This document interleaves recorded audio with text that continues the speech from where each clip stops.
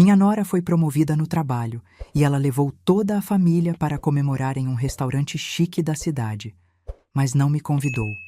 Ela disse que era apenas para as pessoas importantes para ela. Algumas horas depois recebi uma mensagem da minha nora, que foi como uma punhalada. Dona Luísa, tem comida na geladeira. Esquente e coma. Não desperdice as sobras. Foi nesse momento que decidi. Ninguém mais me trataria como uma empregada. Respondi. Ok. Então fiz minhas malas e fui embora. Naquela noite, quicando voltaram bêbados, abriram a porta e o que viram lá dentro os fizeram entrar em choque. Mas antes de continuar, confira se você já está inscrito no canal e escreva nos comentários. De onde você está assistindo este vídeo? Adoramos saber até onde nossas histórias estão chegando. Me chamo Luísa, tenho 66 anos e até 2 anos atrás eu tinha uma vida completamente diferente. Tudo mudou quando Pedro, meu marido de 40 anos, faleceu de um ataque cardíaco repentino. A dor da perda foi devastadora. Nosso apartamento, que antes era cheio de risadas e conversas, tornou-se um lugar de sombras e lembranças dolorosas. Foi nesse momento de fragilidade que meu filho Rafael sugeriu que eu vendesse o apartamento e fosse morar com ele, sua esposa Carla e meus 2 netos, Lucas e Bia. Mãe, você não deveria ficar sozinha. Venha morar conosco. As crianças adorariam ter a avó por perto. Carla concordou entusiasticamente. Seria perfeito, Dona Luísa. Você nos ajuda com as crianças. Nós cuidamos de você. Seu sorriso parecia sincero, mas havia algo nos olhos dela que eu não conseguia decifrar. Mesmo assim, a ideia de estar perto dos meus netos era irresistível. Vendi o apartamento por 580 mil e dei 450 mil reais para Rafael, como entrada de uma casa maior, em um condomínio fechado.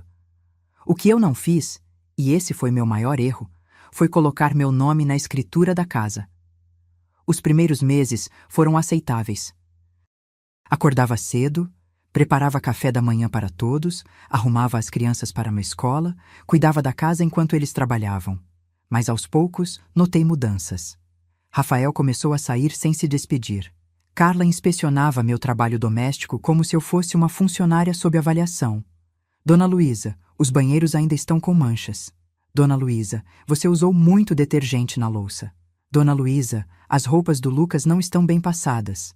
Nunca Luísa, nunca mãe. Apenas Dona Luísa, como se fosse uma estranha que por acaso morava sob o mesmo teto. As crianças eram meu único consolo. Lucas me abraçava forte quando chegava da escola, e a pequena Bia adorava dormir no meu colo enquanto eu contava histórias. Uma noite, Bia disse inocentemente: Vovó, eu te amo mais do que a mamãe. Carla, que passava pela sala naquele momento, endureceu o rosto. Mais tarde, ouvi a discussão no quarto deles. Ela está estragando meus filhos, Rafael. Eles me ignoram quando ela está por perto. Ela é minha mãe, Carla. O que quer que eu faça? Sua mãe ou uma funcionária que não paga aluguel? Houve um silêncio prolongado. Esperei que meu filho me defendesse, que dissesse qualquer coisa. Mas ele não disse nada. Naquele momento, percebi que havia cruzado uma linha invisível.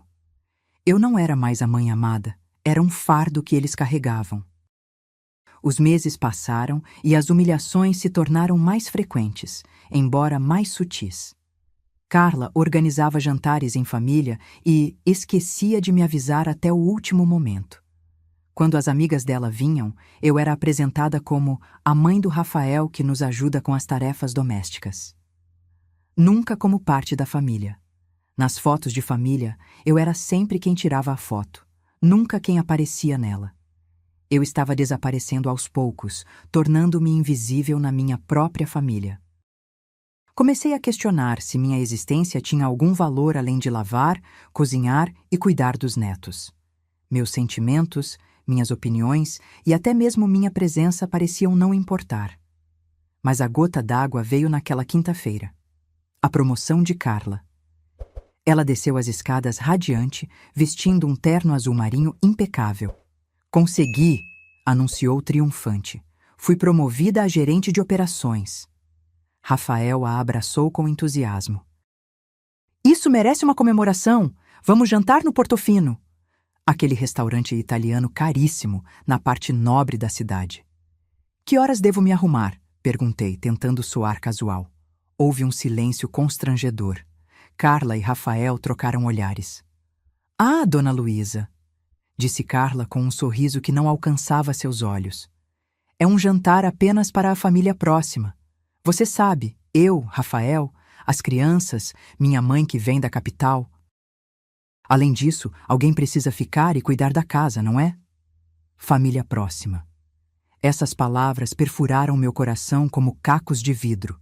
Engoli o nó na garganta e forcei um sorriso. Claro, eu entendo. Eles saíram às 19 horas. As crianças estavam lindas em suas melhores roupas. Carla usava um vestido vermelho deslumbrante. Rafael me deu um beijo distraído na testa e disse: Não nos espere acordada, mãe. A casa ficou em silêncio. Sentei-me à mesa da cozinha com um prato de sopa instantânea. Para passar o tempo, abri o Instagram. Foi um erro. Lá estavam eles, postando fotos em tempo real. Meu filho e sua esposa brindando com taças de champanhe.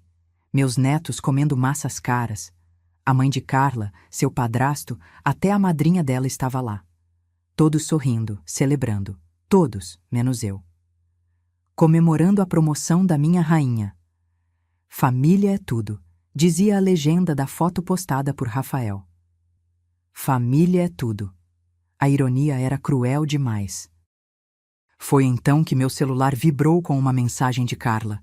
Dona Luísa, sobrou muita comida na geladeira de ontem. Por favor, esquente e coma, não desperdice. Li a mensagem 3 vezes. Não era apenas o texto, era o tom. Era o desprezo mal disfarçado. Era saber que, enquanto eu comia sobras sozinha nesta casa que ajudei a pagar, eles comemoravam com pratos de 150 reais. Algo dentro de mim estourou. Não chorei, não gritei, não quebrei nada. Uma calma estranha tomou conta de mim. Levantei-me lentamente, caminhei até meu quarto e abri o armário. Porque o que eles não sabiam, o que ninguém naquela mesa repleta de brindes e risadas imaginava, era que eu vinha me preparando para esse momento há meses. Esse seria o fim da Invisível. Para você entender como cheguei a esse ponto de ruptura, preciso voltar um pouco no tempo. Quando me mudei para a casa de Rafael e Carla, mantive o restante do dinheiro da venda do meu apartamento em uma conta poupança. Era minha rede de segurança, algo que nunca comentei com eles. Nos primeiros meses, ainda acreditava que seria uma situação temporária, até me adaptar à viuvez. Mas a realidade se mostrou diferente. Percebi aos poucos que não era vista como um membro da família, mas como uma funcionária não remunerada. O problema é que funcionárias têm direitos, folgas, pagamento, respeito. Eu não tinha nenhum desses. Após 6 meses morando com eles, comecei a notar pequenos detalhes que antes ignorava. A maneira como Carla revirava os olhos quando eu dava uma sugestão sobre as crianças. A forma como Rafael parava de falar sobre assuntos importantes quando eu entrava na sala. As conversas sussurradas no quarto deles depois que eu ia dormir. Então, discretamente, comecei a me preparar. Primeiro, comprei um gravador digital pequeno em uma loja de eletrônicos. Custou 200 reais, mas valeu cada centavo. Comecei a gravar conversas quando percebia que estavam falando de mim. Não era ilegal.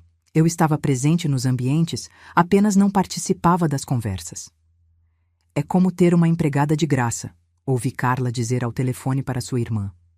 Ela acorda cedo, cozinha, limpa, cuida das crianças e a melhor parte é que não preciso pagar salário nem dar folga porque, afinal, ela é da família. Sua risada debochada me fez sentir náusea.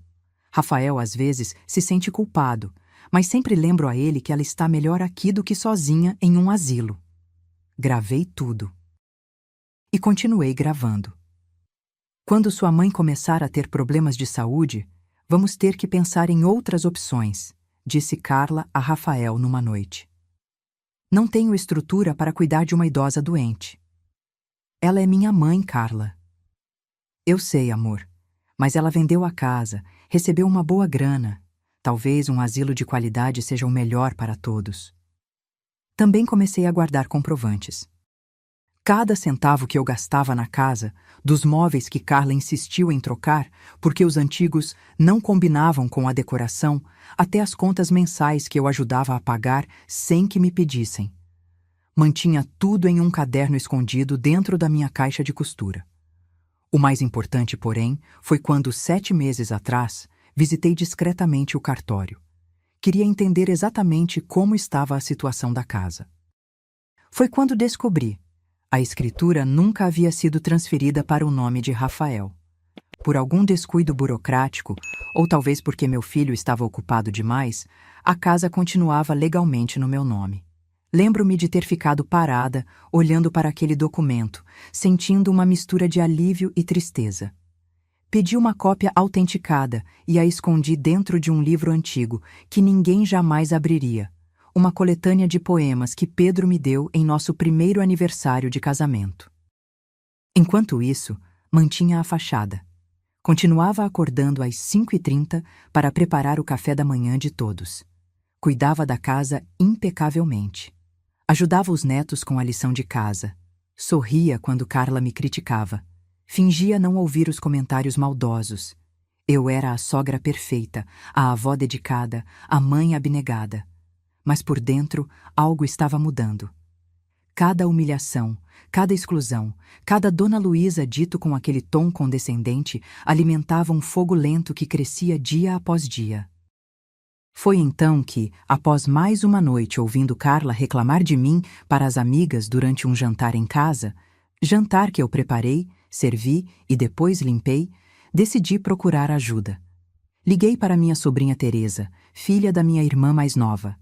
Teresa era advogada, especializada em direito de família.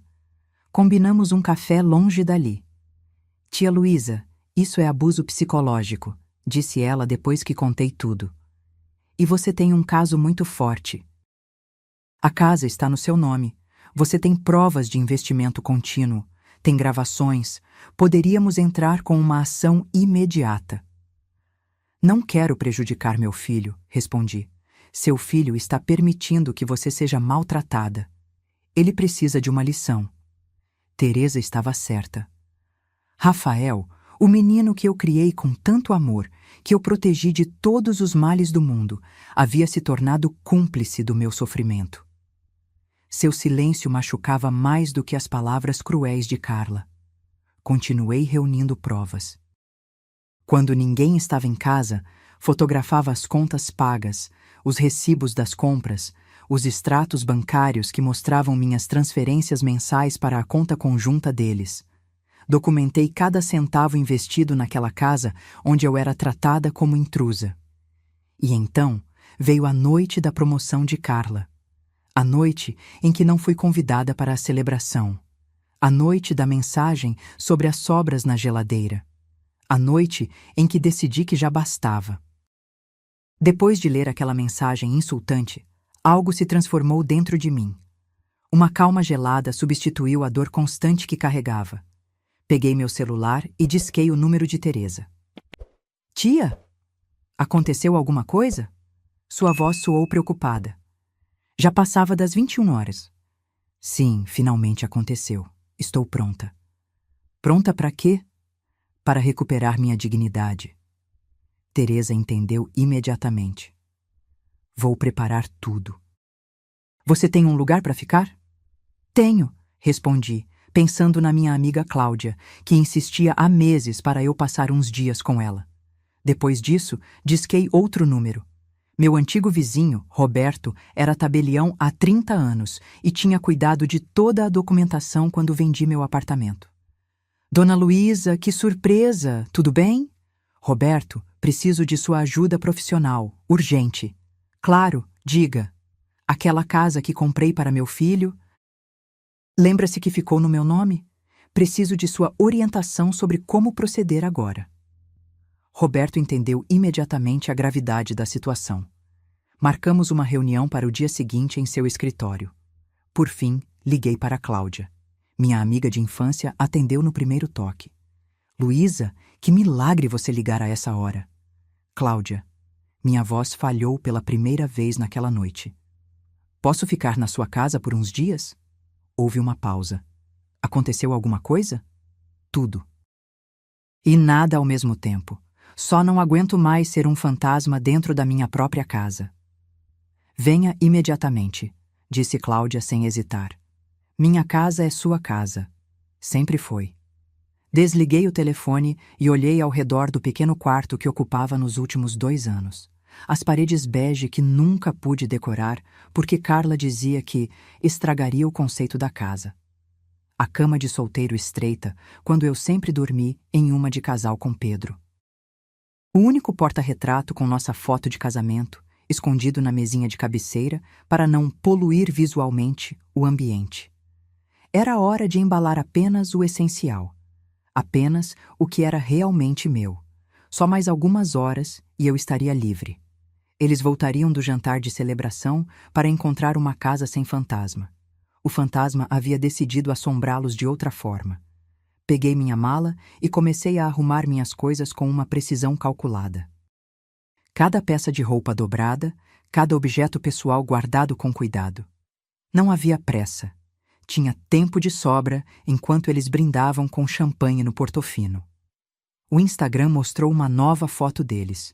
Sobremesas elaboradas, mais bebidas, mais sorrisos. A legenda dizia: a noite não acaba tão cedo. A melhor família do mundo. Sorri para a tela do celular. Não, a noite não acaba tão cedo, sussurrei. Na verdade, ela está apenas começando. Quando terminei de arrumar minha mala, olhei para o relógio. 22h40. Segundo as atualizações no Instagram, eles ainda estavam na sobremesa. Tinha tempo. Peguei um bloco de papel e uma caneta da escrivaninha. Por alguns minutos, fiquei encarando a página em branco. O que dizer para um filho que permitiu que sua própria mãe fosse tratada como serviçal? Para uma nora que sistematicamente me excluía e humilhava? Finalmente escrevi. Rafael, durante 2 anos vivi nesta casa como uma funcionária invisível.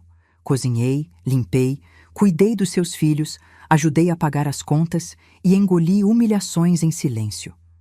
Esta noite, enquanto vocês celebravam a promoção da Carla e me mandavam esquentar sobras, tomei uma decisão. Não serei mais o fantasma desta família. Você encontrará documentos importantes na gaveta da sua mesa. Leia-os com atenção. Nos veremos em breve, com advogados presentes. Eu te amei a vida toda, mas amor não significa deixar que pisem em mim. Mãe. Dobrei o papel e o coloquei sobre a cama dele. Depois, peguei um envelope grande onde tinha guardado uma cópia das escrituras da casa e um resumo detalhado de todo o dinheiro que investi nos últimos 2 anos. Anexei uma pequena nota. Esta casa está registrada em meu nome. Sempre esteve. Tenho comprovantes de cada centavo que investi nela. Exatamente R$ 678.450. Vejo você no escritório do Dr. Roberto amanhã às 14h. Deixei esse envelope na mesa do escritório, onde Rafael certamente o veria.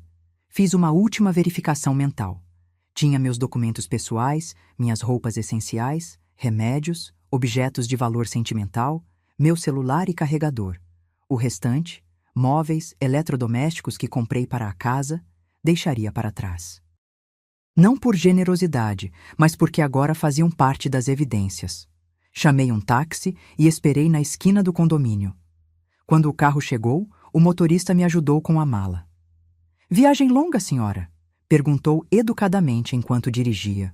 Olhei pela janela para a casa que se distanciava. Não, é uma viagem de volta a mim mesma. Chegamos à casa de Cláudia por volta das 23h30. Minha amiga me esperava na porta, vestindo um robe florido e com uma expressão de preocupação que se transformou em alívio ao me ver. Luísa! Exclamou, abraçando-me com força. Estava ficando preocupada. Ela me ajudou com a mala e me conduziu até o quarto de hóspedes.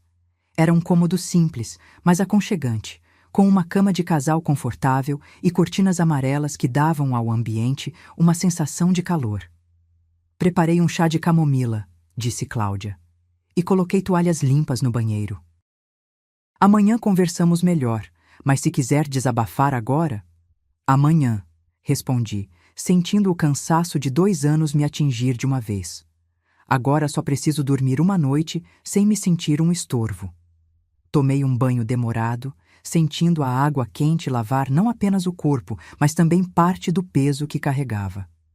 Vesti um pijama macio, bebi o chá que Cláudia havia preparado e deitei na cama. Era a primeira vez em 2 anos que eu me deitava sem o medo de ser acordada no meio da noite para alguma tarefa urgente ou de ouvir comentários depreciativos pela manhã. Fechei os olhos e dormi profundamente, sem sonhos, sem interrupções. Enquanto isso, imaginei a cena que se desenrolava na casa que deixei para trás. Rafael, Carla e as crianças chegariam por volta da meia-noite, talvez um pouco mais tarde. Entrariam rindo, ainda embriagados pela celebração e pelo vinho caro. Rafael provavelmente me chamaria, esperando que eu aparecesse para receber detalhes da noite, como sempre fazia. Mãe, chegamos. Silêncio. Ele assumiria que eu estava dormindo. Subiriam para o quarto, talvez comentando sobre como foi bom que eu não estivesse lá para atrapalhar a comemoração. Carla entraria no banheiro para tirar a maquiagem. Rafael veria o bilhete sobre a cama. Confusão inicial. Depois, preocupação crescente. Ele checaria meu quarto e encontraria o armário aberto, vazio. Meus pertences pessoais, desaparecidos. A realização lenta e dolorosa de que eu realmente tinha ido embora. Então, ele encontraria o envelope no escritório. Abriria com dedos trêmulos. Leria a escritura da casa, o nome claro como o dia. Luísa Helena Mendes, viúva, proprietária legal. Somaria os valores que listei meticulosamente. Perceberia, finalmente, quanto sua mãe havia investido na casa onde era tratada como uma intrusa. Pânico. Ele chamaria Carla. Ela leria os documentos. Empalideceria. A realização atingiria os dois como um soco. A casa que pensavam ser deles era legalmente minha. A pessoa que trataram como uma serviçal era, na verdade, a proprietária do teto sob o qual dormiam. Tentariam me ligar. Muitas vezes, eu não atenderia. Mandariam mensagens desesperadas. Eu não responderia. Pela primeira vez em 2 anos, eu tinha o controle. Acordei na manhã seguinte com o cheiro de café fresco e pão caseiro. Por um momento, pensei que estava em minha antiga casa, com Pedro ainda vivo, antes de tudo mudar. Mas então a realidade voltou, junto com a lembrança do que tinha feito na noite anterior. Levantei-me, vesti um roupão que Cláudia havia deixado sobre a cadeira e fui até a cozinha. Minha amiga estava preparando o café da manhã, cantarolando baixinho. Ao me ver, abriu um sorriso caloroso. Bom dia? Dormiu bem? Fiz seu café como você gosta, forte com um pouquinho de canela. O simples fato de alguém se lembrar de como eu gostava do meu café me fez sentir um nó na garganta. Por quanto tempo meus gostos e preferências haviam sido ignorados? Dormi como não dormia há anos, respondi, sentando-me à mesa. Obrigada por tudo, Cláudia. Ela colocou uma xícara fumegante de café na minha frente, junto com um prato de pão caseiro, manteiga e geleia. Agora me conte tudo. Entre goles de café, relatei os acontecimentos dos últimos 2 anos. As pequenas humilhações diárias, a transformação gradual de mãe e sogra em empregada doméstica não remunerada, a exclusão sistemática da vida familiar, culminando com o episódio da noite anterior. Cláudia ouvia tudo com uma expressão que misturava indignação e tristeza. Quando terminei, ela segurou minhas mãos entre as suas. Luísa, você fez o certo. Deveria ter saído de lá muito antes. Tinha medo, admiti. Medo de ficar sozinha, de não ter para onde ir, de perder o contato com meus netos. E agora? Agora tenho um plano. Naquele momento, meu celular, que eu havia mantido no modo silencioso durante a noite, vibrou insistentemente. Olhei para a tela. 37 chamadas perdidas de Rafael. 28 mensagens. Algumas de Carla também. Mostrei para Cláudia. Não vai atender? Não ainda. Primeiro tenho uma reunião com minha sobrinha e depois com o Dr. Roberto. Como se tivesse ouvido seu nome, meu celular tocou novamente, desta vez mostrando o número de Teresa. Atendi imediatamente. Bom dia, tia! Sua voz soou enérgica e profissional. Preparei toda a documentação. Podemos nos encontrar no meu escritório às 10 horas? Estarei lá. Desliguei e olhei para a Cláudia. Começa agora. Às 9h45, entrei no elegante prédio comercial onde Teresa mantinha seu escritório de advocacia. Minha sobrinha me recebeu na porta, vestindo um terno azul marinho impecável e com um ar de determinação no olhar. Tia Luísa. Ela me abraçou calorosamente antes de me conduzir para dentro. Você está ótima. Há um brilho diferente no seu olhar. É o brilho da dignidade recuperada, respondi, sentando-me na cadeira que ela indicou. Teresa espalhou vários documentos sobre sua mesa de vidro. Analisei tudo que você me enviou. Gravações, recibos, comprovantes de transferência, a escritura da casa. Tia, você tem um caso sólido aqui. Podemos seguir por diversos caminhos legais. Quais são minhas opções? Ela enumerou com precisão clínica. Podemos entrar com um pedido de despejo imediato. Eles teriam 30 dias para deixar o imóvel. Ou podemos exigir o pagamento de aluguéis retroativos pelos 2 anos que você foi tratada como empregada não remunerada, mais uma indenização por danos morais. Ou ainda, podemos negociar um acordo extrajudicial onde eles compram sua parte da casa pelo valor de mercado atual. Considerei cada opção cuidadosamente. Não quero despejar meus netos, disse finalmente. E não quero dinheiro. Quero justiça. Quero que eles entendam o que fizeram.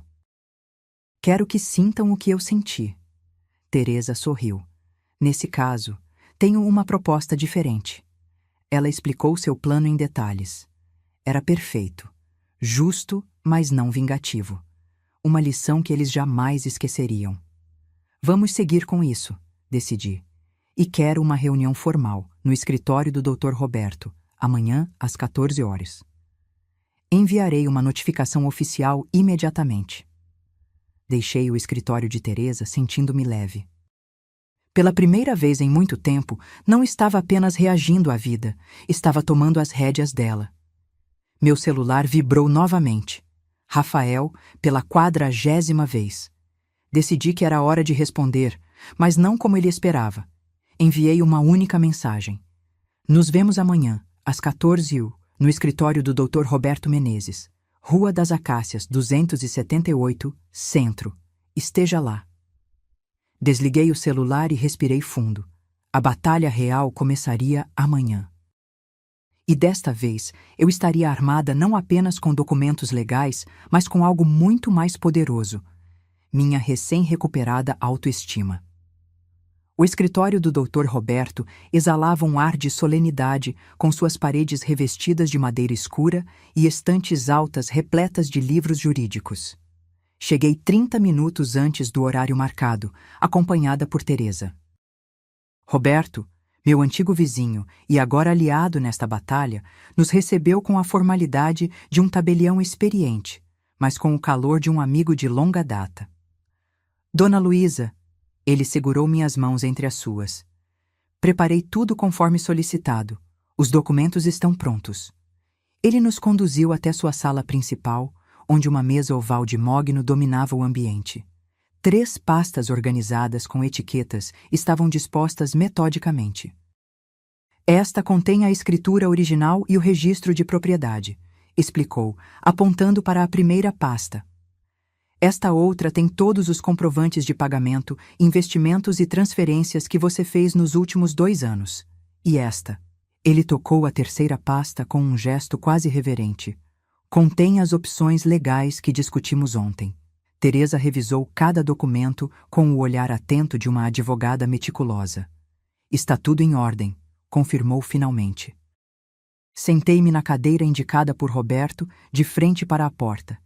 Queria ver a expressão no rosto deles quando entrassem. Queria testemunhar o momento exato em que a realidade os atingiria. Às 13h55, ouvimos passos no corredor externo. Teresa apertou minha mão brevemente, um gesto silencioso de apoio. A porta se abriu e Rafael entrou primeiro, o rosto pálido e marcado por olheiras profundas. Atrás dele, Carla caminhava hesitante, usando um vestido azul simples e discreto, tão diferente das roupas chamativas que costumava exibir. Seu cabelo estava preso em um coque baixo, quase austero, e sua maquiagem era mínima. Os olhos de Rafael encontraram os meus imediatamente. Vi alívio, confusão e medo misturados em seu olhar. Mãe, sua voz falhou. Rafael, respondi com uma calma que surpreendeu até a mim mesma. Por favor, sentem-se. Eles obedeceram como crianças repreendidas, sentando-se nas cadeiras do lado oposto da mesa. Carla mantinha os olhos baixos, evitando o meu olhar. Esta é minha sobrinha, doutora Teresa Mendes, apresentei. Minha advogada. Rafael engoliu em seco ao ouvir a palavra advogada. Dr. Roberto pigarreou e assumiu o controle da reunião com a autoridade de quem já conduziu milhares de encontros semelhantes. Estamos aqui para discutir a situação da propriedade localizada na Rua das Palmeiras, 347, condomínio Vila Verde, registrada legalmente em nome da senhora Luísa Helena Mendes. Mãe, Rafael interrompeu, sua voz trêmula. Podemos conversar em particular? Isso é um assunto de família, não precisamos de advogados. É exatamente por ser um assunto de família que precisamos de advogados, respondi, para garantir que todos sejam tratados com o respeito que merecem. Teresa abriu a primeira pasta e deslizou a escritura original para o centro da mesa. Como podem ver, a propriedade está registrada exclusivamente no nome da senhora Luísa. Não houve transferência legal para o senhor Rafael em nenhum momento nos últimos 2 anos. Rafael olhou para o documento, então para mim, com uma expressão atordoada. Eu pensei que tínhamos resolvido isso. Você disse que transferiria... Eu perguntei várias vezes nos primeiros meses se deveríamos ir ao cartório, corrigi. Você sempre dizia, depois, mãe, estamos ocupados agora. E então parou de responder quando eu perguntava. Nunca imaginei que você usaria isso contra nós, murmurou ele. Contra vocês? Teresa interveio com voz afiada. Minha tia investiu 450 mil hauares na entrada da casa, mais 228.450 em móveis, reformas, contas mensais e despesas domésticas nos últimos 2 anos. Tudo documentado. Ela abriu a segunda pasta, revelando páginas de recibos organizados cronologicamente. E, em troca, foi tratada como uma empregada doméstica sem direitos. Carla finalmente levantou os olhos. Estavam vermelhos e inchados, como se tivesse chorado a noite toda. Dona Luísa, começou ela, a voz frágil. Houve um mal-entendido. Nunca quisemos que se sentisse assim. Um mal-entendido? Repeti, mantendo a voz controlada. Tenho gravações de você falando com sua irmã sobre como era bom ter uma empregada de graça e como planejava me mandar para um asilo barato quando eu não fosse mais útil. O rosto de Carla perdeu completamente a cor. Rafael olhou para ela chocado. Você disse isso? Perguntou ele. Carla não respondeu, apenas baixou o olhar novamente. Tenho 17 gravações diferentes, continuei.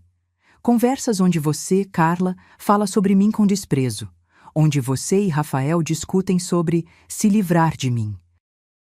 Onde você debocha com suas amigas sobre como conseguiu uma sogra empregada que até pagou pela casa onde mora.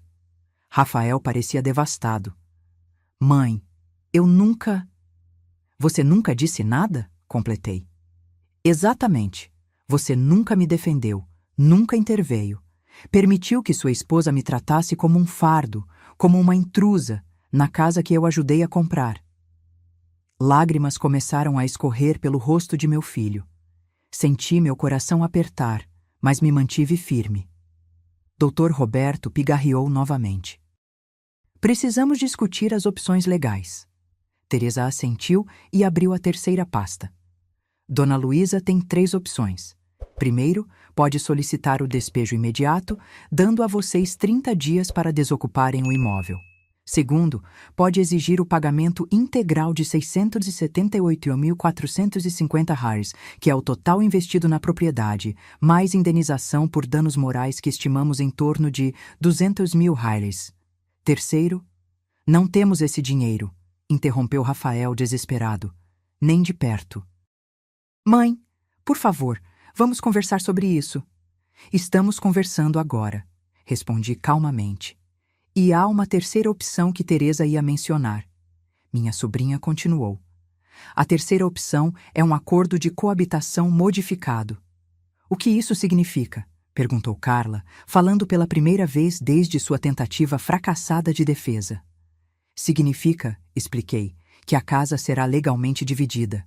Eu mantenho 70% da propriedade. Vocês ficam com 30%, registrado em cartório.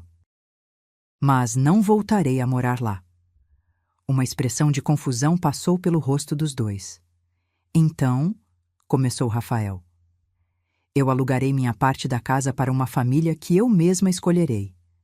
Eles morarão lá com vocês, compartilhando espaços comuns e pagarão um aluguel mensal de 2.500 reais, que virá diretamente para mim. Os olhos de Carla se arregalaram em choque. Você quer que moremos com estranhos? Quero que entendam como é dividir seu espaço com pessoas que não escolheram, respondi. Quero que experimentem a sensação de não ter controle total sobre seu próprio lar, exatamente como eu me senti. Rafael parecia atordoado. Por quanto tempo? 1 ano, respondeu Teresa. Após esse período, reavaliamos a situação. Carla começou a chorar abertamente. Não podemos aceitar isso. É humilhante. Mais humilhante do que ser excluída de um jantar familiar? Perguntei suavemente. Mais humilhante do que receber uma mensagem para esquentar sobras enquanto todos celebram sem você? Ela não tinha resposta. Há mais uma condição, continuei. Rafael e eu faremos terapia familiar, 1 vez por semana, durante 6 meses. Quero entender como meu filho permitiu que isso acontecesse e quero reconstruir nossa relação, se ainda for possível. Rafael levantou o rosto, um lampejo de esperança em seus olhos vermelhos. Você ainda quer me ter como filho? Você sempre será meu filho, respondi, sentindo minha própria voz falhar pela primeira vez. Cometi erros também. Permiti que a situação chegasse a este ponto por medo de ficar sozinha. Mas agora estou corrigindo isso. Dr. Roberto empurrou um contrato para o centro da mesa. Este documento estabelece os termos que a senhora Luísa propõe. Vocês podem revisá-lo com um advogado de sua escolha antes de assinar. Rafael olhou para o papel, então para mim. E se recusarmos? Teresa respondeu com voz profissional. Então seguiremos com a primeira opção, despejo em 30 dias e uma ação judicial por danos morais. Houve um silêncio pesado na sala. Finalmente, Rafael falou. Quem seriam os inquilinos? Uma professora viúva de 42 anos com 2 filhos adolescentes, respondi. Márcia perdeu o marido há 3 anos e está procurando um lugar em um bairro seguro para criar os filhos. Ela é uma mulher decente que merece ser tratada com respeito. Rafael assentiu lentamente. Podemos pensar sobre isso? Vocês têm 24 horas, disse Teresa. Enquanto eles se levantavam para sair, Carla parou subitamente. Dona Luísa, sua voz era quase inaudível. Eu sinto muito, realmente sinto muito. Olhei nos olhos dela, buscando sinceridade. Você sente muito por me magoar ou por ter sido descoberta? Ela respirou fundo, tremendo. Pelos dois, eu não sei por que fui tão cruel. Talvez porque... Ela hesitou. Porque eu tinha inveja. Isso me pegou de surpresa. Inveja?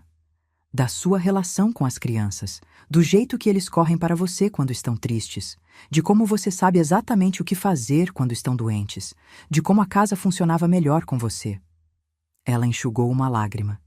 Eu me sentia inadequada perto de você, e em vez de aprender, decidi diminuí-la. A honestidade inesperada me desarmou momentaneamente. Obrigada por dizer isso, respondi finalmente. É um começo. Depois que eles saíram, Teresa apertou minha mão. Você foi incrível, tia. Foi mais difícil do que imaginei, admiti. Ver meu filho assim.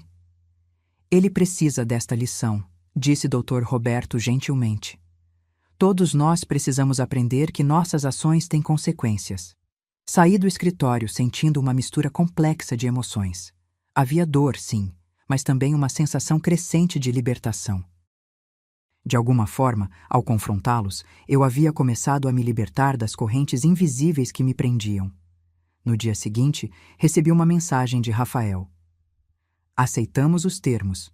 Quando podemos começar a terapia? 3 semanas depois da reunião no escritório de Dr. Roberto, parei meu carro em frente à casa onde havia morado por 2 anos como uma sombra. Hoje, porém, estava ali por outro motivo. Márcia, a professora que escolhi como inquilina, segurava a mão do filho mais novo enquanto o mais velho carregava uma caixa de pertences pessoais. Eles pareciam nervosos e ansiosos.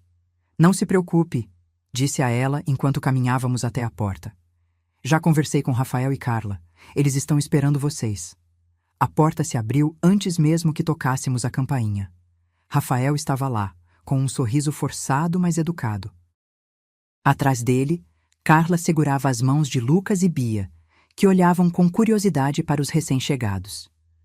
Sejam bem-vindos, disse Rafael, estendendo a mão para Márcia. Sou Rafael. Este é minha esposa Carla e nossos filhos, Lucas e Bia. Márcia sorriu timidamente. Muito obrigada. Sou Márcia e estes são meus filhos, Bruno e Júlia. Os adolescentes acenaram desajeitadamente. Bruno, com seus 15 anos, parecia constrangido pela situação. Júlia, de 13, escondia-se parcialmente atrás da mãe. Vamos mostrar seus quartos, disse Carla, com uma polidez que nunca tinha direcionado a mim. Preparamos tudo conforme a dona Luísa orientou. Segui-os para dentro, observando as interações. A casa estava impecavelmente limpa. Carla provavelmente tinha passado dias arrumando tudo para causar boa impressão. Os quartos destinados à família de Márcia estavam no andar de cima, 2 deles virados para o jardim dos fundos. Este será seu quarto, Márcia, explicou Carla, abrindo a porta do que antes era meu quarto. Agora estava decorado com mais cuidado, com cortinas novas e uma cama de casal confortável. É lindo, respondeu Márcia, genuinamente agradecida. Muito melhor do que nosso apartamento anterior. Bruno e Júlia compartilhariam o quarto ao lado, que havia sido adaptado com 2 camas de solteiro e escrivaninhas para estudos. A cozinha, sala de estar e lavanderia são áreas comuns, continuou Rafael. Fiquem à vontade para usá-las. Enquanto eles seguiam com o tour da casa, Bia puxou minha manga discretamente. Vovó, sussurrou. Você vai voltar a morar aqui agora? Abaixei-me para ficar na altura dos seus olhos. Não, querida, tenho meu próprio apartamento agora, mas virei visitar vocês muito mais vezes.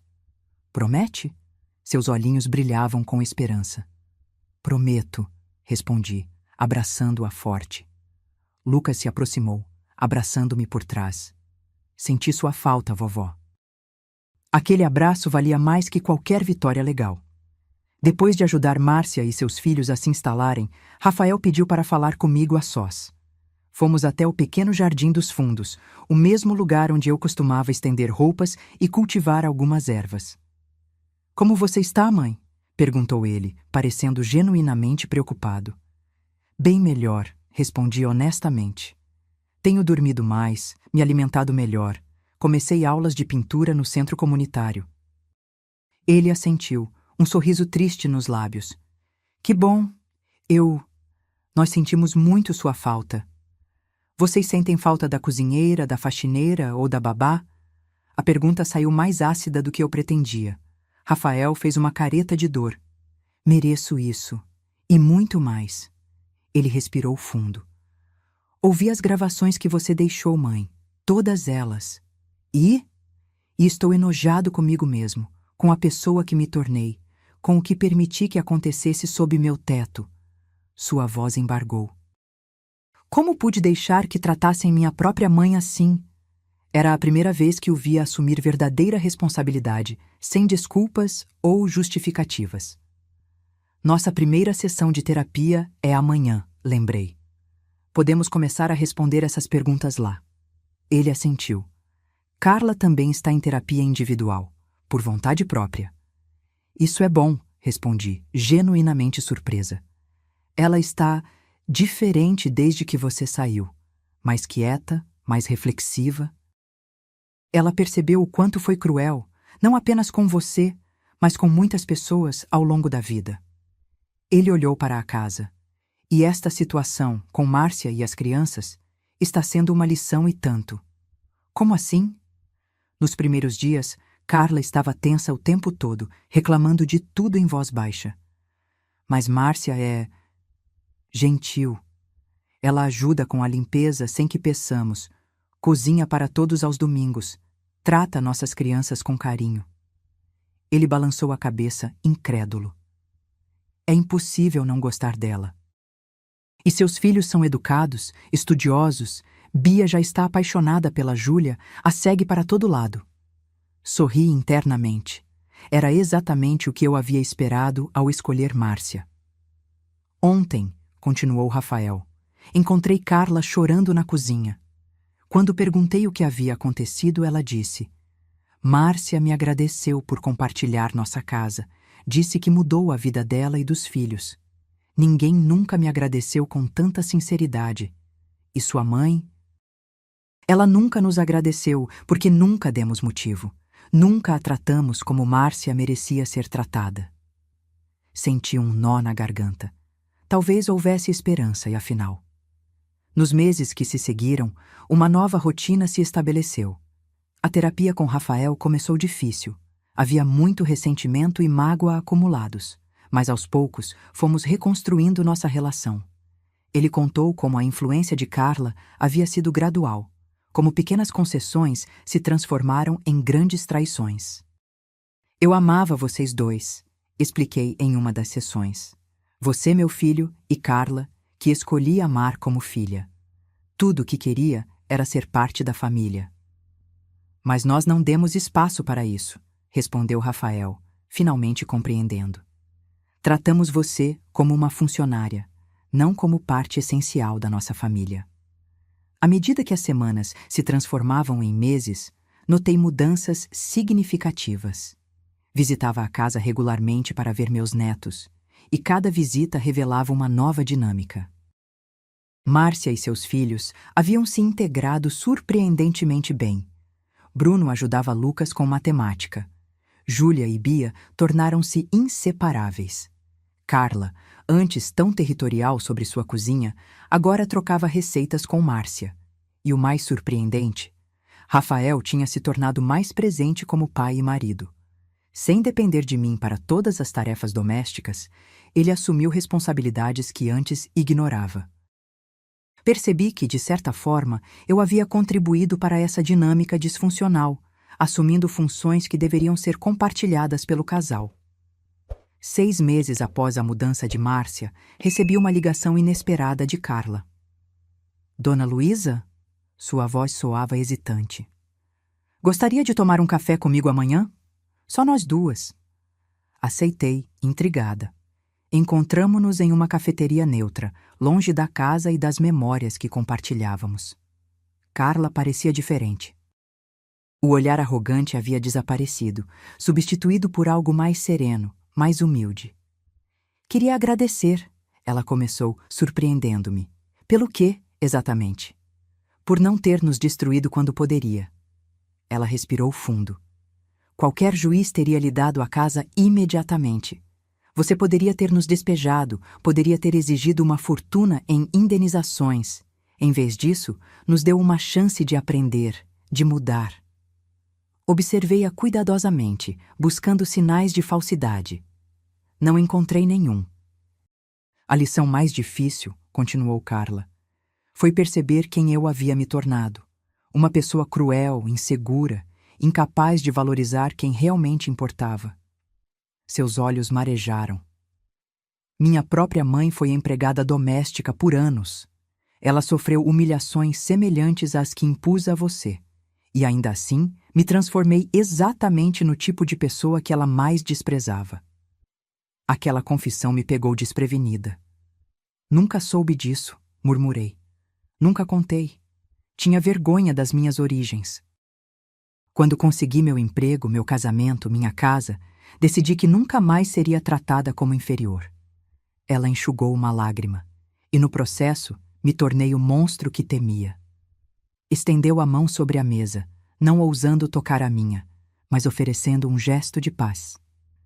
Não espero seu perdão imediato, Dona Luísa. Só queria que soubesse que estou trabalhando para me tornar alguém melhor. Alguém que meus filhos, e talvez um dia você, possam se orgulhar.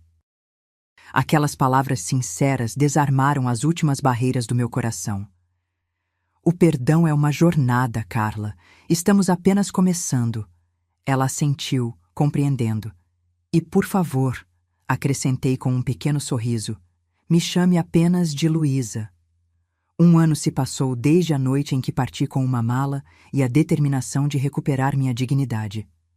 Tantas coisas mudaram que às vezes preciso me beliscar para acreditar que não estou sonhando. Hoje moro em um apartamento pequeno, mas aconchegante, a 10 minutos da casa onde meus netos vivem.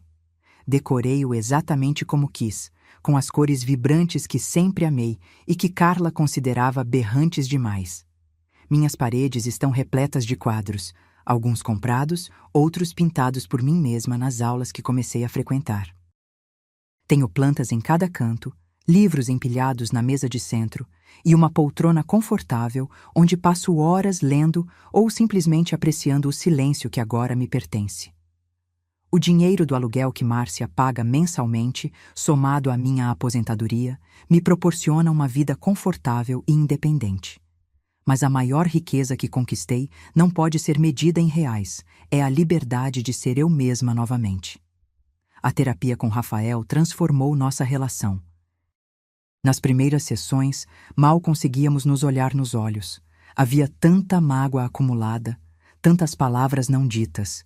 Ele chorou ao ouvir, pela primeira vez, como eu realmente me sentia quando era excluída dos eventos familiares, quando recebia ordens veladas, quando minha presença era apagada sistematicamente. Nunca quis te machucar, mãe, disse ele em uma sessão particularmente intensa. Mas minha omissão foi tão danosa quanto as palavras cruéis da Carla. Por que você nunca me defendeu? Perguntei, finalmente vocalizando a pergunta que me atormentava há anos. Rafael respirou fundo, as mãos trêmulas. Porque tinha medo. Medo de confrontar Carla, medo de admitir que nossa dinâmica familiar era tóxica. Era mais fácil fingir que tudo estava bem, que você estava feliz em nos servir. Sua voz falhou. E também porque, em algum nível que me envergonha admitir, era conveniente ter você cuidando de tudo. Aquela honestidade crua foi o primeiro passo real para nossa reconciliação. Não mais escondendo-se atrás de desculpas, Rafael finalmente assumiu sua responsabilidade. E eu, por minha vez, reconheci que também havia falhado ao não estabelecer limites claros, ao permitir que me tratassem como serviçal por medo da solidão. A situação na casa também evoluiu de maneiras surpreendentes. Márcia, Bruno e Júlia se integraram completamente à rotina familiar. O que começou como uma punição para Rafael e Carla transformou-se em uma experiência enriquecedora para todos. As crianças, especialmente, floresceram nessa família estendida, não convencional. 4 meses após se mudarem, Bruno teve um problema sério na escola. Rafael, que nunca tinha se envolvido muito na educação dos filhos, foi quem compareceu à reunião com o diretor para defender o adolescente. Quando perguntei a ele sobre isso, respondeu simplesmente: "Ele pode não ser meu filho biológico, mas é parte da nossa família agora." Carla também mudou drasticamente. A mulher arrogante e controladora deu lugar a alguém mais reflexiva, mais generosa. Sua terapia individual revelou questões profundas de insegurança e medo de abandono que a levaram a tratar os outros, especialmente mulheres que percebia como ameaças, com crueldade. Eu via você como uma competidora pelo amor das crianças e do Rafael, confessou-me ela durante um almoço de domingo. Em vez de entender que o amor se multiplica, não se divide. Em casa, ela e Márcia desenvolveram uma amizade genuína, baseada no respeito mútuo. Carla começou a aprender com Márcia sobre paciência e gentileza. Márcia, por sua vez, absorvia a determinação e confiança de Carla. Uma combinação inesperada, mas poderosa. Quando o período de 1 ano do nosso acordo se aproximou do fim, fui procurada por Teresa para discutir os próximos passos legais.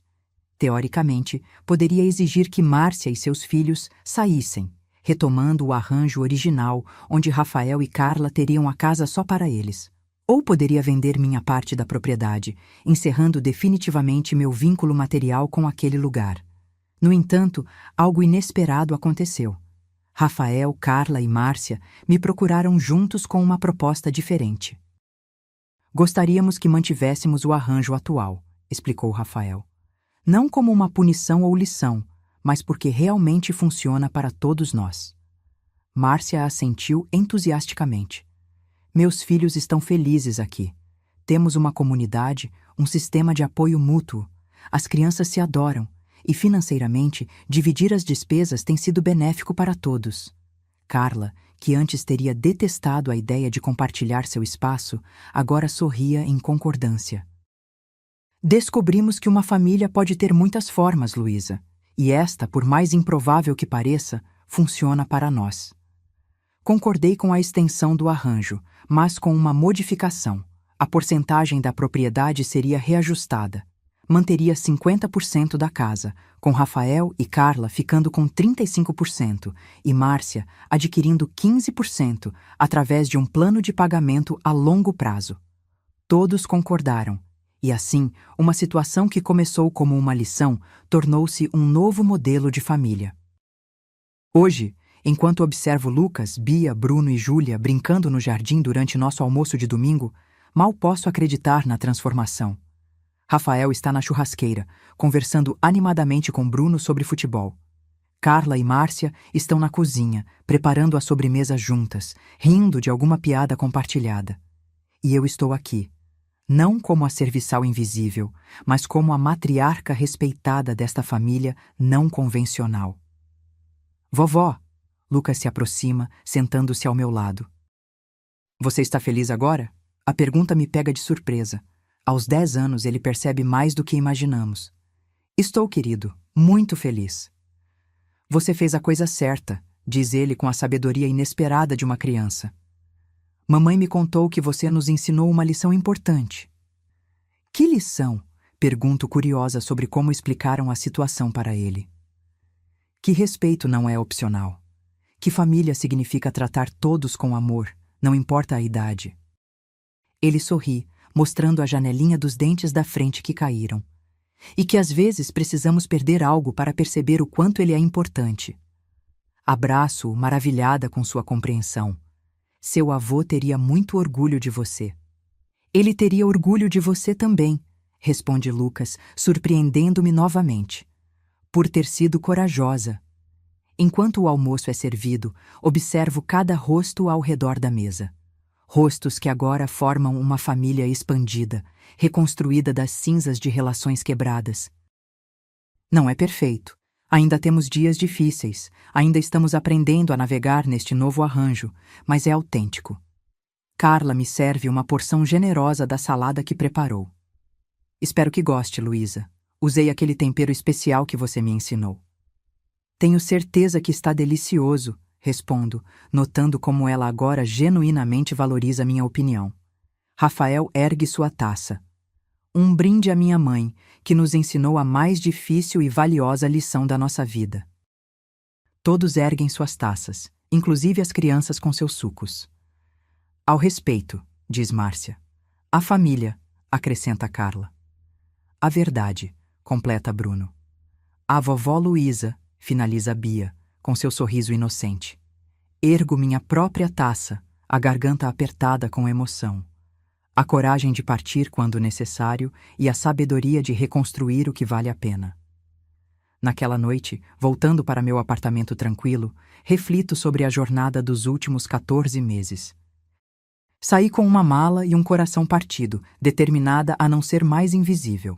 Hoje, sou mais vista e valorizada do que jamais imaginei possível. Meu celular vibra. É uma mensagem de Carla. Obrigada pelo dia maravilhoso. As crianças já estão perguntando quando você volta. Boa noite, Luísa. Sorrio para a tela. Não são apenas palavras educadas. É um reconhecimento sincero do meu valor na vida deles. Antes de dormir, passo os olhos pelo pequeno quadro que pendi na parede do meu quarto. É um desenho que Bia fez para mim algumas semanas atrás. Uma mulher de cabelos grisalhos, de pé, com a cabeça erguida e um sorriso no rosto. Abaixo, em letras infantis coloridas, ela escreveu: Minha avó Luísa, a mulher mais forte que conheço. Esse desenho simples resume minha jornada melhor do que qualquer palavra poderia. Parti para me encontrar e, no processo, mostrei a todos, especialmente a mim mesma, que amor sem respeito não é amor verdadeiro. Que estabelecer limites não é egoísmo, é autopreservação. E que, às vezes, a pessoa mais importante a quem devemos lealdade é a nós mesmos. Enquanto adormeço na paz do meu próprio espaço, sei que amanhã será outro dia de reconstrução, de aprendizado, de crescimento. E pela primeira vez em muitos anos, encaro o futuro não com medo, mas com esperança. Porque descobri que, aos 66 anos, ainda havia muita vida a ser vivida. E desta vez, eu a viveria nos meus próprios termos. 18 meses após aquela noite fatídica em que saí de casa com uma mala, minha vida se transformou de maneiras que jamais imaginei. Não apenas recuperei minha dignidade e reconstruí os relacionamentos familiares, mas também redescobri partes de mim que estavam adormecidas há anos. Minha rotina agora é completamente minha. Acordo quando quero, geralmente às 7 horas, não porque preciso preparar o café da manhã para outros, mas porque gosto de aproveitar a tranquilidade da manhã. Tomo meu café enquanto leio o jornal ou um livro, um prazer simples que havia esquecido. Às terças e quintas, dou aulas de artesanato no centro comunitário do bairro. Às quartas, frequento um grupo de leitura na biblioteca municipal. Aos sábados, encontro minhas amigas para almoçar ou passear.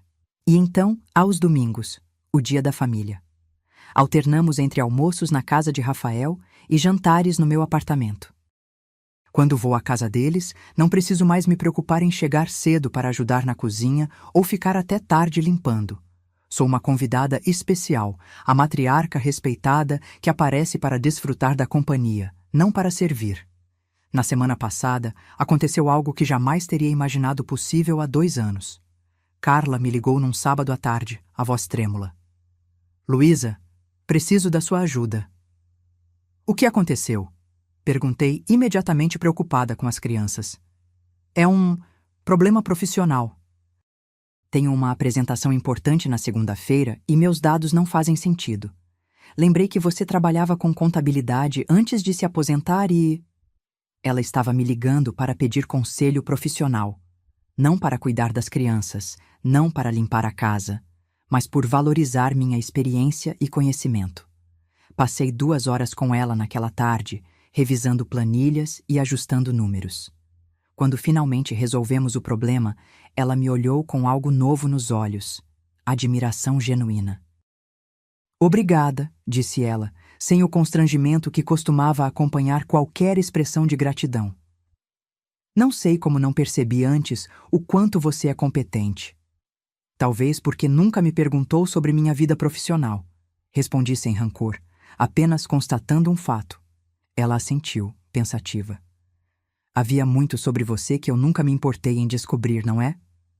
Nunca é tarde demais para começar. Passamos a hora seguinte conversando sobre minha carreira de 30 anos como contadora, as empresas onde trabalhei, os desafios que enfrentei como mulher naquele ambiente predominantemente masculino. Pela primeira vez, Carla me via como uma pessoa completa, com experiências e conquistas próprias, não apenas como a sogra ou a avó das crianças. Rafael também mudou profundamente. Nossa terapia familiar revelou padrões que ele carregava desde a infância. Como filho único de pais que trabalhavam muito, cresceu acostumado a ter suas necessidades atendidas sem precisar reconhecer o esforço por trás disso. Transferiu esse comportamento para nosso relacionamento e mais tarde para seu casamento. Sempre presumo que as pessoas vão cuidar de mim sem que eu precise pedir ou agradecer, admitiu ele em uma sessão. Esperava que você cuidasse da casa e das crianças porque, bem, você é minha mãe. Assim como espero que Carla cuide de mim porque é minha esposa. E como você acha que isso faz as pessoas se sentirem? Perguntou nossa terapeuta. Rafael ficou em silêncio por um longo momento. Invisíveis, respondeu finalmente. Faz com que se sintam como ferramentas, não como pessoas. Aquela revelação marcou um ponto de virada em nossa terapia. Rafael começou a assumir mais responsabilidades em casa, a expressar gratidão regularmente, a perceber o esforço dos outros. Carla me disse que ele começou a preparar o jantar 2 vezes por semana, algo impensável antes, e assumiu integralmente as tarefas relacionadas às atividades escolares das crianças. A família estendida que se formou na casa também continuava a florescer. Márcia e seus filhos não eram mais os inquilinos ou os estranhos. Eram parte integrante da dinâmica familiar. Bruno, agora com 17 anos, estava se preparando para o vestibular com a orientação ativa de Rafael. Júlia e Bia eram inseparáveis, compartilhando roupas, segredos e sonhos adolescentes. Quanto a mim, redescobri paixões antigas e descobri novas. Voltei a pintar, um hobby que abandonei quando me casei. Meu pequeno apartamento ganhou cor com minhas telas amadoras, mas cheias de vida. Comecei a praticar yoga para senhoras e surpreendi a mim mesma com minha flexibilidade e força. Fiz amizades novas no prédio onde morava, incluindo Dona Elza, uma viúva de 70 anos que se tornara minha companheira de cinema nas tardes de quarta-feira. Em uma dessas tardes de cinema, encontramos por acaso Eduardo, um professor de história aposentado que frequentava o mesmo centro comunitário onde eu dava aulas de artesanato. Após o filme, ele nos convidou para um café. A conversa fluiu tão naturalmente que mal percebemos quando o shopping começou a fechar. Eduardo me ligou no dia seguinte, perguntando se eu gostaria de acompanhá-lo a uma exposição de arte no fim de semana. Hesitei inicialmente. Não saía com um homem desde a morte de Pedro, mas acabei aceitando. Foi uma tarde agradável, sem pressão ou expectativas, apenas a companhia madura de alguém que compartilhava interesses semelhantes. Nas semanas seguintes, encontramo-nos mais vezes. Concertos no parque, caminhadas na lagoa, visitas a museus. Uma amizade genuína floresceu e, aos poucos, algo mais. Sabe o que mais admiro em você, Luísa? Perguntou Eduardo durante um jantar, 6 meses após nosso primeiro encontro casual. Sua coragem. Poucas pessoas teriam a força para recomeçar aos 66 anos. Não tive escolha, respondi. Todos temos escolha, ele discordou gentilmente. Você poderia ter continuado naquela situação, aceitando o papel que lhe impuseram. Muitos fariam isso. Mas você escolheu sua dignidade, mesmo que isso significasse enfrentar o desconhecido.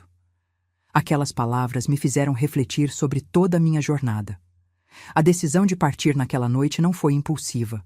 Foi o culminar de meses de preparação silenciosa, de pequenos atos de autopreservação. Foi a escolha consciente de uma mulher que se recusava a desaparecer. Quando contei a Rafael sobre Eduardo, fiquei apreensiva com sua reação. Ele havia sido extremamente protetor desde nossa reconciliação. Para minha surpresa, sua resposta foi de genuíno entusiasmo. Isso é ótimo, mãe. Quando podemos conhecê-lo? Organizei um almoço em meu apartamento no domingo seguinte. Eduardo estava nervoso. Conhecer toda a família de uma vez só é intimidador, brincou ele. Mas o encontro não poderia ter sido melhor. As crianças o adoraram especialmente quando descobriram que ele tinha sido professor de história e conhecia histórias legais sobre múmias e pirâmides. Rafael e ele conversaram longamente sobre literatura. Mesmo Carla pareceu genuinamente interessada em conhecê-lo. Ele faz seus olhos brilharem, comentou ela discretamente enquanto lavávamos a louça. É bonito de ver. Aquele comentário, vindo da mulher que antes me via como nada além de uma serviçal, significou mais do que ela poderia imaginar. Na minha última sessão individual de terapia, após 2 anos de trabalho intenso, minha terapeuta me perguntou o que eu havia aprendido de mais valioso nessa jornada. Aprendi que nunca é tarde para exigir respeito. Respondi após refletir. Que amor sem respeito não é amor de verdade, e que, às vezes, precisamos nos afastar das pessoas que amamos para poder amá-las melhor, de uma distância saudável. E sobre você mesma? Aprendi que sou mais forte do que imaginava. Que tenho valor além dos papéis de mãe, sogra e avó. Que mereço ser feliz nos meus próprios termos. Ela sorriu. Acho que chegamos onde precisávamos. 2 anos depois daquela noite em que saí com uma mala e um plano, recebi um telefonema inesperado de Márcia. Luísa? Tenho uma novidade. Fui aprovada em um programa de financiamento habitacional. Vou poder comprar minha própria casa. Senti uma mistura de alegria por ela e uma pontada de preocupação sobre como isso afetaria a dinâmica familiar que havíamos construído. Isso é maravilhoso, Márcia. Quando você pretende se mudar? Esse é o ponto, ela hesitou. Rafael e Carla me fizeram uma proposta. Eles querem comprar minha parte da casa atual e, ao mesmo tempo, me ajudar com a entrada da casa nova. Disseram que foi você quem os ensinou sobre generosidade e investimento nas pessoas. Fiquei sem palavras por um momento. Eles disseram isso? Sim, Rafael mencionou que estava pagando adiante a lição que você lhe deu. Márcia fez uma pausa. Luísa, queria agradecer. O que começou como um arranjo estranho mudou nossas vidas para sempre. Mesmo que não moremos mais sob o mesmo teto, vocês se tornaram nossa família.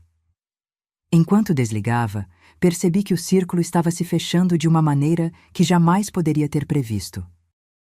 A lição que tentei ensinar através da punição havia se transformado em algo muito maior.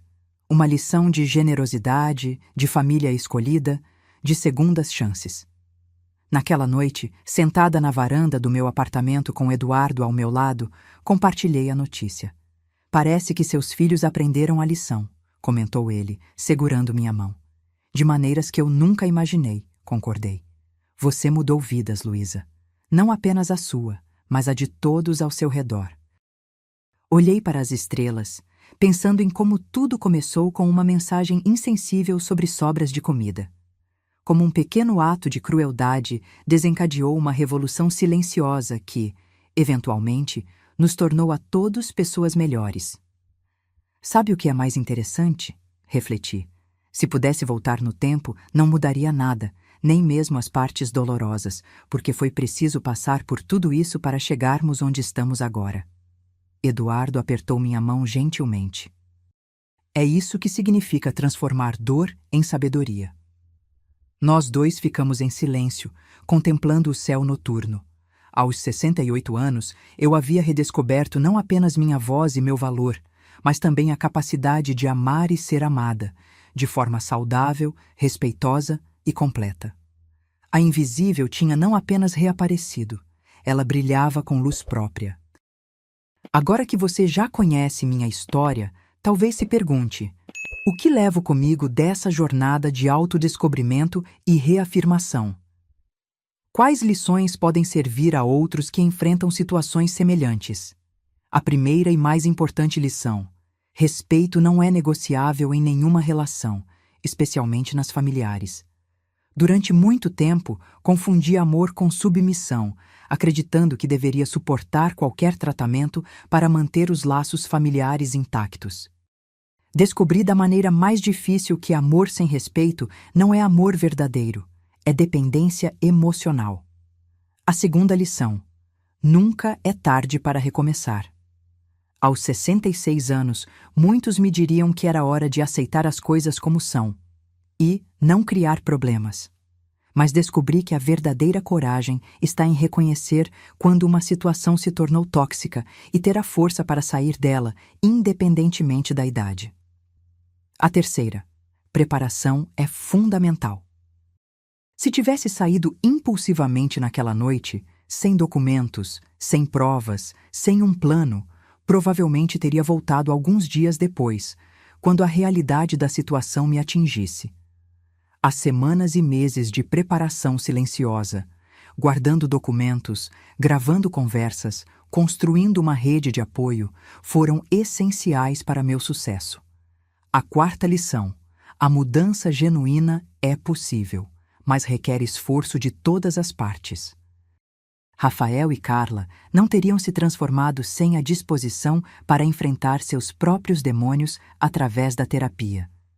Eu não teria me redescoberto sem a coragem de olhar para minhas próprias falhas e padrões de comportamento.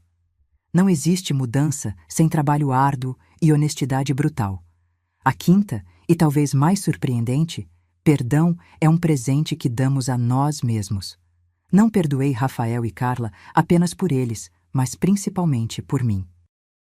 Carregar ressentimento é como beber veneno esperando que o outro morra. Ao encontrar um caminho para o perdão, não apagando o passado, mas aprendendo com ele, libertei-me tanto quanto a eles.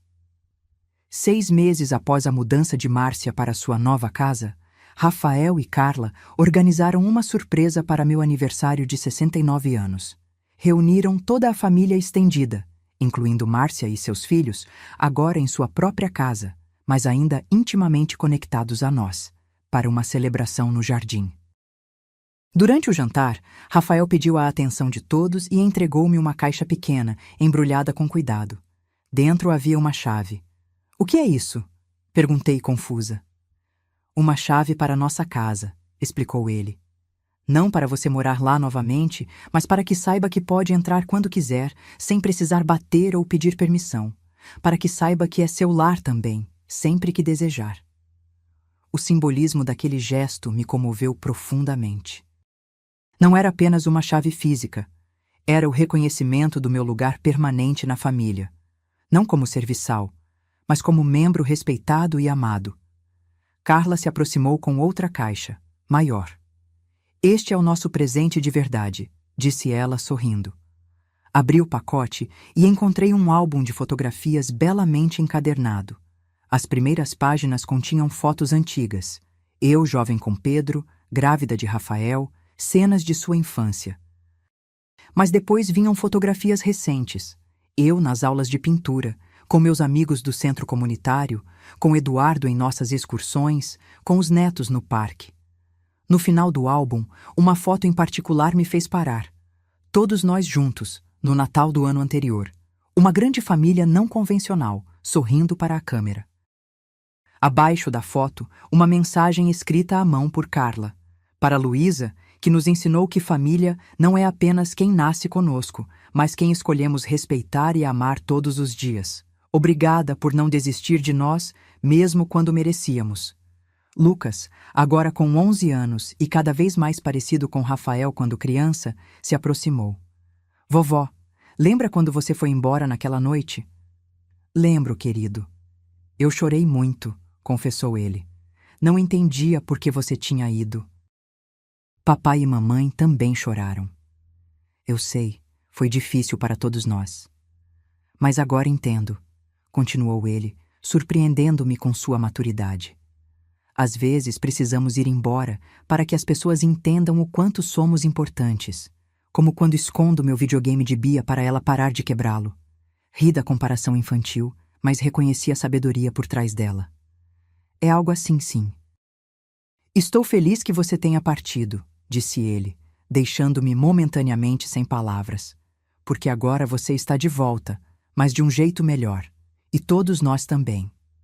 Aquele momento, cercada pela família que quase perdi e recuperei, foi a culminação de uma jornada que começou na dor e floresceu em transformação. Olhei para cada rosto ao redor da mesa. Rafael, mais maduro e consciente, Carla, mais gentil e autêntica, meus netos, crescendo com uma compreensão de respeito que eu não soube ensinar ao próprio filho. Márcia e seus filhos, agora parte permanente de nossas vidas. Eduardo, meu companheiro inesperado nesta fase tardia da vida. Percebi então que minha partida naquela noite não havia sido apenas um ato de autopreservação. Havia sido um catalisador para a cura de todos nós. Quando as pessoas me perguntam como encontrei coragem para recomeçar aos 66 anos, respondo simplesmente que não tive escolha. Mas a verdade é mais complexa. Tive escolha, sim. Poderia ter escolhido a segurança da familiaridade, mesmo que dolorosa. Poderia ter escolhido o conforto de um teto garantido, mesmo que à custa da minha dignidade. Em vez disso, escolhi o caminho incerto da autovalorização. Escolhi acreditar que merecia mais do que migalhas de afeto e respeito. Escolhi arriscar tudo por uma chance de viver plenamente, não apenas existir nas sombras. E você, que está lendo minha história agora, talvez esteja enfrentando sua própria versão dessa escolha. Talvez esteja em um relacionamento onde se sente invisível, em um trabalho onde é desvalorizado, em uma família onde seu papel se reduziu a servir os outros sem reconhecimento. Se for esse o caso, lembre-se, nunca é tarde demais para escolher a si mesmo. Nunca é tarde demais para dizer basta. Nunca é tarde demais para ensinar aos outros como deseja ser tratado. Porque a lição mais valiosa que aprendi em toda essa jornada é que, ao nos respeitarmos o suficiente para estabelecer limites, não apenas nos salvamos, mas oferecemos aos outros a oportunidade de se tornarem versões melhores de si mesmos. Hoje, aos 69 anos, descobri que a vida pode florescer em qualquer idade, que relacionamentos podem ser reparados mesmo após feridas profundas. E que o verdadeiro poder não está em controlar os outros, mas em ter a coragem de viver segundo nossos próprios termos. A mensagem insensível sobre sobras de comida que desencadeou tudo, agora a vejo como um presente disfarçado. Foi o empurrão que precisava para romper as correntes invisíveis que eu mesma havia ajudado a forjar. Como disse a pequena Bia em seu último desenho para mim, minha avó Luísa, que ensinou a todos nós que amor de verdade vem com respeito. Não poderia haver epitáfio mais perfeito para esta fase da minha vida. Agora, se você gostou dessa história, clica em se inscrever e me diz nos comentários qual parte te deixou de queixo caído. Ah, e não esqueça de se tornar membro para ter acesso a vídeos exclusivos que não posto aqui. Te espero lá.